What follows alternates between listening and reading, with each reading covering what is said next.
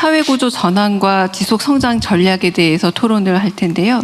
현재 중동발 비상경제 이 상황이 종료되더라도 성장 잠재력의 지속적인 악화 그리고 양극화 심화 등 우리 사회 경제에 있어서 근본적인 구조적 변화가 필요해 보입니다. 인공지능 혁명이 가속화되면서 최근엔 더욱 청년, 일자리, 복지 정책 등의 정책 패러다임이 근본적인 재점검을 요구받고 있습니다. 네, 다만 이 두 번째 주제인 한국 경제, 사회구조 전환과 지속 성장 전략의 경우에는 토론 편의상 좀 두 가지 꼭지로 나눴습니다. 첫 번째는 AI, R&D, 금융 등 성장 잠재력 확충 분야에 대해서 먼저 토론을 하고요. 두 번째, 민생 노동 분배, 청년 지역 균형 발전은 모두의 성장으로 조금 나눠서 토론할까 합니다. 먼저 성장 잠재력 확충 방안에 대해서 토론하겠는데요. 의견 있으신 분들 손 들어주시면 됩니다. 네, 제가 먼저 김동완 의원 먼저 질문 부탁드립니다. 성장경제분과에서 일하고 있는 김동완입니다. 먼저 대통령님께 감사의 말씀을 먼저 드려야 될 것 같습니다. 집권하기 전에 인터뷰 때 약속해 주신 금융시장에 대한 공약을 거의 100% 다 초과다를 생각하고 있습니다. 네, 근데 이게 제 생각이 아니고 한 1,500만 우리 투자자들의 공통된 생각이고 사실 우리 증권시장이 열린 이래로 이렇게 큰 대전환의 시기를 그래서 요즘에 개인적으로 그 업계 선배님들, 오비 선배님들 만나면 아유 안타깝다고 어떻게 이런 시장을 못 보고 은퇴를 하셨냐고 그런 농담을 합니다만은 그 전쟁 중에 특별히 금융당국을 비롯해서 그렇게 소란스럽지 않고도 굉장히 급박한 상황인데도 어제 휴전이 있었습니다만은 한 달 넘는 기간 동안에 굉장히 주도 면밀하게 외환 또 금융시장에 대해서 또 이렇게 대응해 주신 것도 감사의 말씀을 드려야 될 것 같습니다. 그 전쟁 기간이 가장 치열했던 3월 기간 동안에 대통령님 외국인 투자자들이 우리 우량 주식들 주로 이제 삼성전자, 하이닉스 같은 것들이죠. 35조를 내다 팔았습니다. 이건 IMF 때 거의 준하는 셀코리아가 일어난 건데요. 이걸 다 우리 개인 투자자들이 받은 겁니다. 통상 금융시장에서는 외국인 투자들은 장기 투자를 하고 매번 승리한다. 우리 개인 투자자들은 투기적이고 매번 실패한다. 이런 사실 잘못된 신화들이 존재하고 있는데요. 사실 35조를 계속 팔면서 이게 언제까지 팔 수 있을까 하는 생각이 드는데 어제 우리 한국 시장에서 3조 이상 다시 샀거든요. 비싼 가격으로 다시 산 겁니다. 그래서 제 기억이 맞다면 대통령님께서 작년에 뉴욕 출장하실 때 또 1월 달에 외국인 투자자들 앞에서 우리 시장에 투자하라. 다만 우리 국민들이 우리 우량 주식을 좀 빨리 더 많이 샀으면 좋겠다. 이런 말씀을 하신 걸로 오시면 좋겠다 그랬죠. 그러시죠. 근데 결국 그렇게 돼가고 있는 것도 이번 전쟁 통해 굉장히 의미 있는 전환점이다 이렇게 생각이 들고요. 그 기간 중에 삼성전자가 분기 영업이익을 57조를 냈습니다. 대통령님. 사실 제가 이 업계에 들어온 지가 92년도니까 이런 일이 이게 꿈인가 생신가 합니다. 사실 57조라는 게요. 작년 같은 기간에 6조 벌었습니다. 그런데 더 놀라운 거는 일부긴 합니다만은 해외 IB 국내 증권사들이 전망컨대 삼성전자 같은 기업이 내년에 영업이익을 480조를 번다는 그 보고가 있고요. 만약에 그렇게 되면은 전 세계 단일 기업 중에 삼성전자가 영업이익 1등을 하는 겁니다. 이건 정말 저는 감회가 너무 뭉클해가지고요. 야, 이런 일이 있나 이런 생각이 들 정도로. 근데 다시 말씀드립니다만 이게 제 생각이 아니라 투자자들이 정말 놀라는 일인데 아까 말씀드린 것처럼 우리 투자자들이 그러면 35조란 돈을 그 우량주를 투자하는데 나서게 된 거는 뭐냐? 지난 10개월 동안 이재명 정부가 보여주신 증권시장, 이 자본시장에 대한 애정과 그리고 정말 혁신적인 정책들을 또박또박 집행해 주시는 거에 대한 신뢰 그리고 우리 기업들이 전 같지 않다라는 그러한 믿음이 결합된 결과라고 저는 생각하거든요. 그래서 이 차제에 한간에는 사실은 이런 비아냥거림도 있었습니다. 정부가 그렇게 주식을 올려가지고 외국인만 비싸게 팔고 나가게 하는 거 아니냐. 사실 이게 말이 안 되는 거거든요. 그 나간 외국인을 극히 일부고요. 그런데 이번 차제에 저는 우리 주시장이 아주 체질을 근본적으로 개혁해야 된다고 생각합니다. 왜냐하면 우리 시장에는 개인도 외국인도 기관도 상대적으로 선진국에 비하면 단기 투자들만 하는 겁니다. 외국인이 한 달 동안에 37조를 팔았다는 거거든요. 그래서 물론 주시장은 사고 팔아야 되는 마켓이지만은 미국 같은 선진국들은 그 베이스에서 굉장히 장기 투자자들, 예를 들면 인터뷰 때도 말씀드렸습니다만은 401k 같은 전 국민이 거의 참여하고 있는 연기금들이 우량 주식을 계속 사주고 또 외국인들도 장기 투자를 해주고 그러기 때문에요. 그래서 두 가지 측면에서 건의를 좀 드리고 싶은데요. 아까 우리 노후 문제도 이제 발제 가운데 있었습니다만은 사실 이 부동산 불패 신화에서 어떻게 해서든지 산업 금융 쪽으로 자금을 활용시키는 노력의 일환으로 이 금융시장을 접근하고 있는 거라고 이해하고 있는데요. 장기 투자를 하려면요, 배당이 우선입니다, 대통령님. 배당을 꼬박꼬박 받았는데 그게 부동산에 투자하는 수익률과 혹은 은행에 예금하는 수익률보다 결과적으로 이게 높고, 그리고 배당을 꼬박꼬박 하는 기업들의 주가는 우상향할 수밖에 없습니다. 배당 재원이 있어야지 배당을 할 거고, 배당 재원은 영업이익에서 나오는 거니까요. 그래서 어떻게 해서든지 우리 개인 투자자들이 배당을 받고 그것이 노후 생활에 도움이 되고 또 장기 투자를 할 수 있는 여건을 마련해야 되겠다. 그래서 제가 대통령께 그 인터뷰 때 여러 가지 그 건의를 드렸는데 한 가지가 지금 안 되고 있는 게 있습니다. 그때 배당 소득세율과 이자 소득세율이 위험자산에 대한 투자고 배당은요. 그리고 이자 소득은 안전자산의 투자에 대한 소득이다. 그리고 예금은 정부가 5천만 원 그것도 확대하려고 하지 않습니까? 정부가 개런티를 해주는 건데 이게 소득세율이 같습니다. 그래서 정부가 배당을 많이 하는 기업에 대해서 배당 분리과세의 길을 열어주셨지 않습니까? 그건 사실 기업으로 하여금 배당을 많이 촉진하기 위해서 한 정책인데 그 배당을 받은 소액 투자자들은 여전히 배당소득세를 내기 때문에 분리과세하고는 관계가 없습니다. 왜냐하면 분리과세는 종합소득세를 내는 자산가들만 해당이 되지 않습니까? 그래서 세제 문제이기 때문에 좀 신중해야 되겠습니다만은 이 전환기에 한시적으로나마 이 배당소득세율에 대한 배당소득세율을 만약에 건드리기가 어렵다면 소액 투자자들에 대한 한시적인 배당소득세에 대한 세제 혜택을 주는 상품이라도 좀 만들어서 우리 국민들이 우리 우량 주식에 대해서 장기 투자할 수 있는 기회를 이번에 한번 마련해 보는 게 어떤가 하는 건의를 드리고 싶습니다.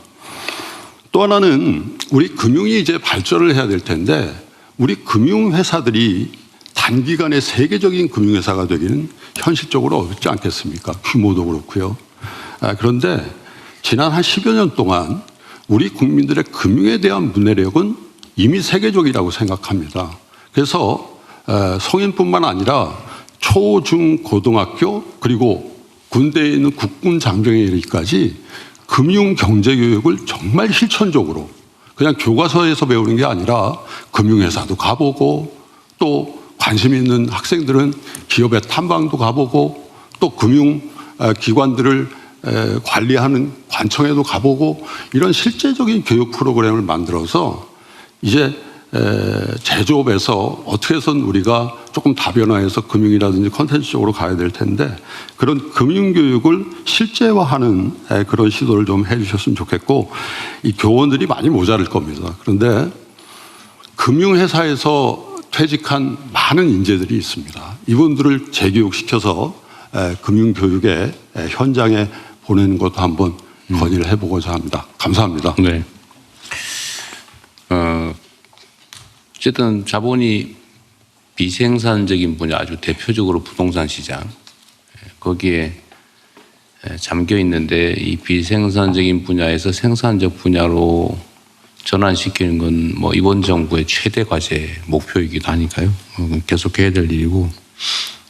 근데 배당 소득이 분리과세에 대해 있어서 소액일 때는 예금이자 예금 소득에 대한 것보다 높지만 그게 고액이 되면은 예금이자에 대한 과세가 훨씬 더 많지 않아요? 네. 소액일 경우는 주식 배당 소득에 대한 그 과세가 좀 적은데 예. 이 분리과세 돼 있으니까. 네.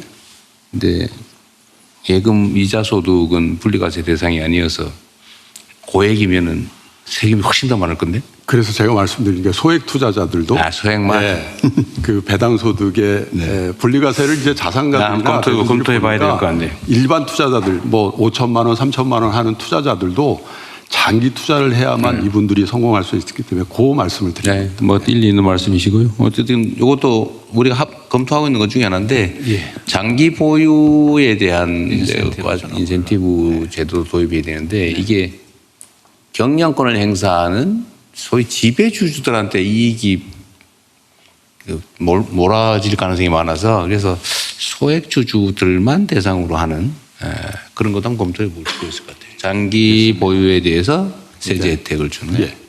근데 뭐 주식 양도소득이 거의 제로 상태라서 지금 해버리지가 거의 없는 상태인데.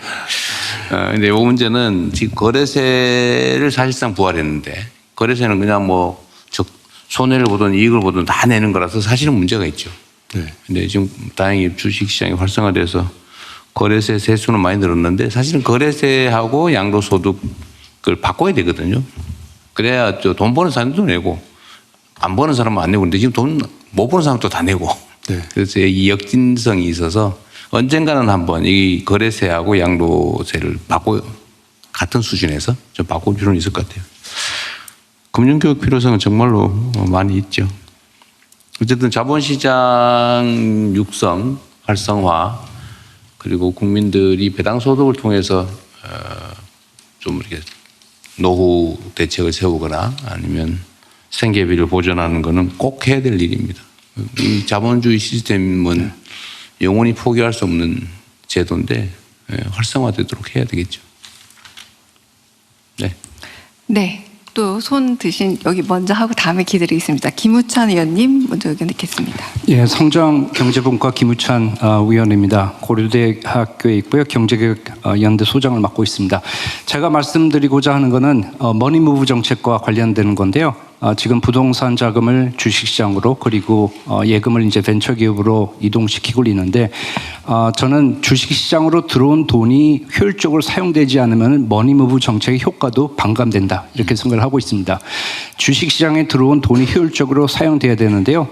이러기 위해서는 상장회사 간의 머니무브 또는 상장회사 내에서의 머니무브가 필요합니다. 그러니까 자본을 비효율적으로 사용하는 상장회사의 돈이 효율적으로 사용하는 상장회사로 들어가고 또 기업 내에서도 생산적인 분야로 돈이 들어가야 된다고 생각하는데요. 현실은 그렇지 않습니다. 많은 기업들이 아직도 현금 부자가 굉장히 많고요. 비업무용 부동산도 굉장히 많이 갖고 있습니다. 또 비핵심 사업에도 투자를 하고 있어서 PBR이 1이 안 되는 회사가 작년 말 기준으로 전체 상장 회사가 2,600개가 있는데 PBR이 1이 안 되는 회사가 1,200개입니다. 결국은 이런 것들이 바뀌어야지 자본의 배분의 효율성이 올라가고 경제의 성장률도 올라갈 수 있는데요. 이 관련해서 국민연금이 중요한 역할을 할 수 있다고 저는 생각을 하고 있습니다. 국민연금이 적극적인 주주권 행사를 해서 이런 회사들로 하여금 사업 재편을 하고 주주 환원을 하도록 할 수도 있겠지만은 사실은 이것보다 더 효과적인 것은 국민연금보다 더 전문성을 갖고 있고 또 주주권 행사를 더 적극적으로 할 수 있는 펀드에 출자를 하는 겁니다. 저는 이 펀드를 주주 관여형 펀드라고 이름을 붙이고 싶은데요. 이 펀드가 실제 성공적으로 결국 사업 재편, 유유부동산을 매각하게 하고 유유자산을 매각하게 하고 주주 환원을 하게 하고 비핵심 사업에 있는 것을 결국 이 돈이 조금 더 생산적인 걸로 들어간다 그러면은 우리나라 상장회사 전반적으로 효율성이 올라간다고 생각을 하고 있고요. 그러기 위해서는 두 가지 조건이 필요합니다. 첫 번째 조건은 이 펀드가 투자하는 회사와 경제적 이해관계가 당연히 없어야 되겠죠. 주주권을 행사하는데. 이러한 운용사들은 국민연금이 위탁할 때 철저히 배제를 해야 되고, 또 중요한 거는 관련된 활동을 그동안에 꾸준히 했던 펀드에게 출자를 해야 되는 것이고, 두 번째는 국민연금이 지금 주는 위탁 수수료로는 적극적인 주주권 행사가 불가능합니다. 주주 관여 활동을 하려면 법률 자본 비용 등 굉장히 많은 비용이 들기 때문에 이 수수료를 현실화해야 된다고 생각을 합니다. 예, 이상입니다. 네. 하여튼 비생산적 분야에서 생산적 분야로, 또 생산적 분야에서는 더 효율적인 기업과 산업으로 자본이 이동하게 해야 된다는 건 뭐 매우 중요한 과정인 것 같고, 구체적인 방법들은 우리 정책실에서 준비하고 있으니까 같이 의견을 좀 받아서 얘기해 보시면 좋을 것 같습니다.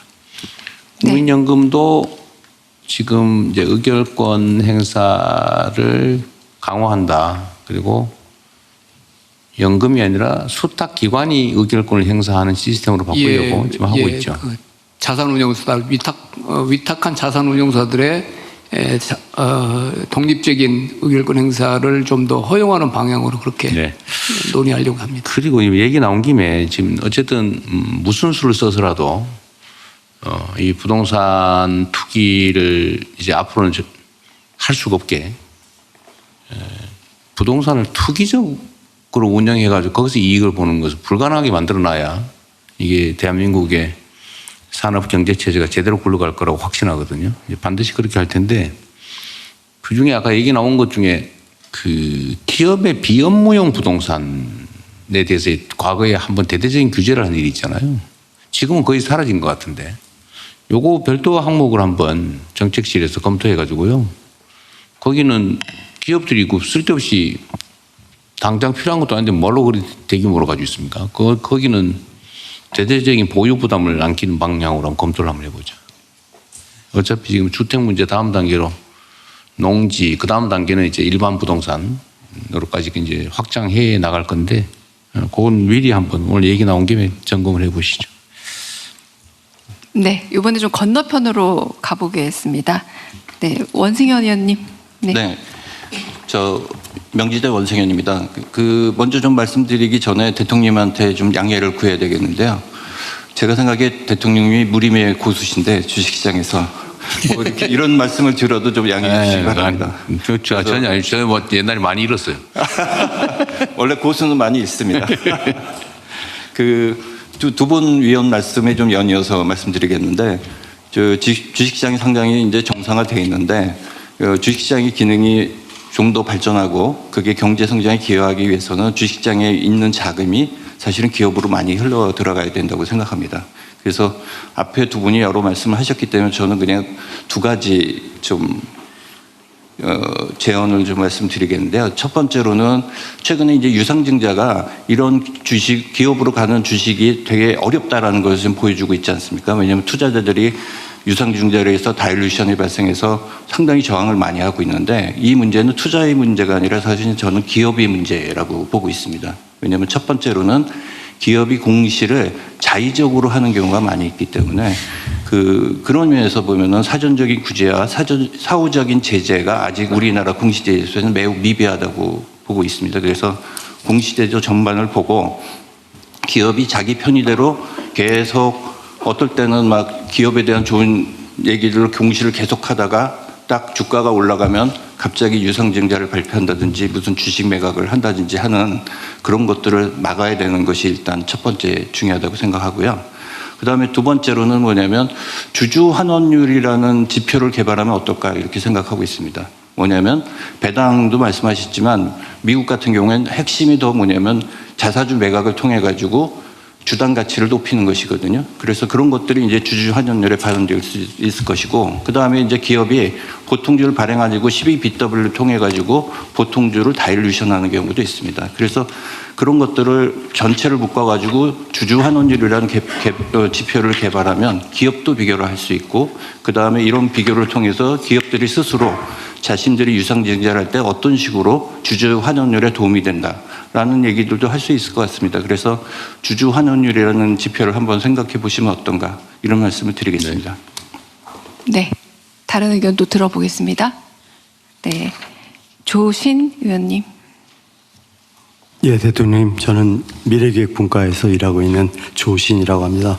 저는 주제를 좀 바꿔서 정부 R&D 혁신을 통해서 성장 잠재력을 올리는 방안을 한 3가지 정도 구체적으로 말씀드리고자 합니다. 근데 그에 앞서서 먼저 정부 R&D 정책의 큰 방향성을 간단히 먼저 말씀드리겠습니다. 그 방향성이라는 것은 정부는 민간이 할 수 없는 것에 집중을 해야 되겠다는, 어쩌면 너무나 지극히 당연한 이야기가 되겠습니다만, 그러면 R&D에서 민간이 하기 힘든 일이라는 게 뭐냐? 그러면 결국은 굉장히 긴 시간을 요구하고 불확실성이 매우 큰 프로젝트들, 대표적으로 원천 기술을 개발한다거나 기초 연구를 한다거나 고급 인력 양성을 20년, 30년에 걸쳐서 한다거나, 이런 것들은 기업이 하기도 힘들고 하려고도 하지 않는 일들입니다. 그런데 지난 50년간을 돌이켜 보면 사실 정부 R&D는 우리나라 경제 발전에 굉장히 크게 기여를 했습니다. 정부가 선진국을 따라잡을 수 있는 전략 기술을 잘 픽업을 해서 출연연한테 그걸 상용화해라 하고 맡기면 상용화를 하고, 그걸 기업이 제품화하는 소위 전형적인 추격형 혁신 전략을 취해왔고, 그것이 오늘날 성장하는 데 굉장히 큰 기여를 한 것이죠. 그런데 이제 더 이상 이런 추격형 혁신 전략은 통하지가 않게 되었다는 건 우리가 공감하는 이야기입니다. 왜냐? 우리가 선진국이 되어버렸기 때문입니다. 그래서 더 이상 벤치마킹할 사례가 왜 없겠습니까마는 현저하게 줄어들었다. 우리 스스로가 새로운 것을, 완전히 새로운 것을 찾아야 되는 형편이 되었다라는 것이고요. 또 출연연이 과거에 주도적인 역할을 했다면 이제는 민간의 역량이 너무나 커졌습니다. 정부 R&D 예산이 올해 35.5조 원입니다. 그런데 민간 R&D 예산이 작년 최종 집계가 아직 안 됐습니다만 약 110조 원 정도가 될 거로 예상됩니다. 그중에서 오늘 삼성전자 얘기가 좀 너무 많이 나와서 그렇긴 합니다만, 작년에 삼성전자가 37.7조 원을 썼습니다. 그렇기 때문에 이들이 가지고 있는 기술 역량은 이제 출연연하고 물론 역할이 다르다는 걸 제가 강조하는 것이죠. 그래서 이제 뭔가 새로운 돌파구가 필요한데, 불행히도 아직 정부 부처들은 과거의 성공 방정식에 좀 매달려 있는 그런 상황이고, 그러다 보니까 주로 3년 미만의 어떤 그런 단기 상용화 프로젝트들을 출연연 같은 데다가 주로 줘가지고 빨리 뭔가 성과를 만들어내려는 조급증이 있습니다. 그럼 이제 과연 이런 상황을 타개하기 위해서 우리가 뭘 해야 되겠느냐? 아까 말씀드린 대로 3가지를 말씀드리겠습니다. 첫 번째는 출연연을 향후에 10년 후에 시장에서 상용화할 수 있는 것들. 아까 김성식 부의장이 말씀드린 대체 불가능한 원천 기술을 개발하는 메카로 육성을 해야 합니다. 그러기 위해서는 뭐 극단적인 숫자를 좀 몇 가지 든다면, 이제 그들에게는 3년짜리 프로젝트 이런 건 주면 안 됩니다. 5년 이상 최소한 50억 원 이상 이런 규모의 원천 기술 프로젝트만 해라 하고 그런 예산을 줘야만 한다고 생각합니다. 사실 출연연은 상용화 기술을 잘하는 데는 그렇게 전문성이 없습니다. 그들은 시장의 니즈를 잘 모르기 때문이죠. 그렇기 때문에 프로젝트는 성공했다고 하지만 상용화된 제품이 거의 없습니다. 그래서 상용화도 못하고 원천성도 없는 아주 어정쩡한 연구물이 양산되고 있는 것이 오늘날의 현실입니다. 두 번째로 대학의 기초연구 및 고급 인력 양성 지원을 대폭 확대해야 된다고 생각합니다. 뭐 대폭 그러니까 또 예산 더 쓰자는 얘기냐라고 생각하실 텐데, 사실 대학에도 상당히 쓸데없는 상용화 프로젝트가 많이 지원되고 있거든요. 그런 것들을 거의 줄이면 예산을 늘리지 않고도 대학의 그런 기초연구나 고급 인력 양성을 지원할 수 있다고 생각합니다. 우리나라는 선진국에 비해 볼 때 특히 대학에 대한 R&D 지원이 굉장히 부족한 편입니다. 그런데 속된 표현으로 대학에 대한 R&D 지원은 무조건 남는 장사입니다. 왜냐하면 대학의 R&D가 가면 예산이 가면 그 돈의 굉장히 많은 부분은 대학원생 인건비 또는 박사 후 연구원 인건비로 가거든요. 그러니까 이게 결국은 고급 인력 양성을 위한 인건비로 쓰이기 때문에요. 굉장히 좋은 거고요. 또 기초연구라는 것이 사실 실패냐 성공이냐는 것을 단기적으로 따지는 게 큰 의미가 없는데 설사 실패로 판명이 난다 하더라도 학생들은 실패를 통해서 더 많이 배울 수가 있습니다. 그렇기 때문에 기업에서 상용화가 실패하는 것은 굉장히 그것은 문제가 될 수 있지만 대학에서의 기초연구는 실패 자체가 거름이 됩니다. 그래서 대학에 대한 R&D 지원은 무조건 남는 장사다라고 저는 감히 말씀드릴 수 있을 것 같습니다. 마지막으로 세 번째, 과학기술혁신본부. 지금 과기정통부에 이제 속해 있죠. 여기에 컨트롤 타워 기능을 강화해야 합니다. 물론 과기혁신본부가 예산이라든가 여러 가지 면에서 일정한 정도의 독립성을 갖고 있지만 사실은 개별 산업부처에 대한 통제권이라든가 예산처하고의 어떤 그런 이슈라든가 하는 거에 있어서 그립이 강할 수가 없습니다. 그래서 굉장히 후달립니다. 제가 보기에는요. 과거보다는 훨씬 좋아졌습니다. 그런데 각 부처가 현재는 R&D를 바텀업 방식으로 이제 R&D 프로젝트를 선정을 하거든요. 그러다 보니까 이 사람들이 좀 동네 축구 하듯이 그 당시에 관심이 화제가 되는 프로젝트로 우르르 몰립니다. 뭐 산업부, 기후환경부, 이렇게 이런 식으로 중소기업부 다 몰려드는 겁니다. 그래서 이제 예산이 막 중복으로 쓰이게 되고, 그런데 정작 중요하지만 화제에서 좀 비껴나 있는 연구들 이런 거는 돈이 모자라서 이제 어려움을 겪고 있는 그런 상황입니다. 그렇기 때문에 과기혁신본부가 탑다운 방식으로 그립을 세게 잡고 국가적으로 전략적으로 매우 중요한데 지금 소외되고 있는 그런 곳들에 대해서 예산을 반드시 할당을 하도록 하고, 그다음에 우르르 몰려서 중복되어 있는 것들은 과감하게 삭감을 함으로써 예산의 효율성을 높이는 것이 필요하다고 생각합니다. 세 가지를 좀 길게 말씀을 여쭙습니다만 마지막으로 연구는 제가 생각에 패션을 가지고 해야, 패션 즉 열정을 가지고 해야 되는 것입니다. 그런데 불행히도 패션 즉 유행을 따라가는 경향이 있는 것 같습니다. 그래서 패션은 같되 패션을 따라가지는 말자라는 말씀을 드리면서 제 이야기를 마무리하겠습니다. 경청해 주셔서 감사합니다. 네. 뭐 다 맞는 말씀이시고요. 우리 하정우 수석이 이걸